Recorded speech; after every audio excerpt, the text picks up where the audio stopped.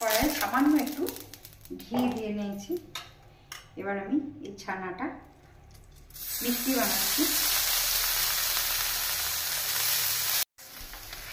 এর মধ্যে পরিমাণ মতো আমি চিনি দিয়ে দিলাম। এর মধ্যে একটু কয়েক চামচ গুঁড়ো দুধ দিয়ে দিলাম। এটা হয়ে গেছে। এটা আমি একটুখানি অল্প একটু ঠান্ডা করে তারপর আমি দেখাচ্ছি। এটার মধ্যে একটু এলাচ গুঁড়ো ছিটিয়ে দিলাম।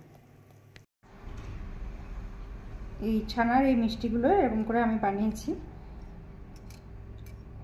দেখতে মন্ডার মতন হয়েছে খানিকটা। এগুলো খেতে খুব টেস্টি। এরকম করে ছানার মিষ্টি বানিয়ে দেখতে পারেন, খেতে খুব ভালো হয়।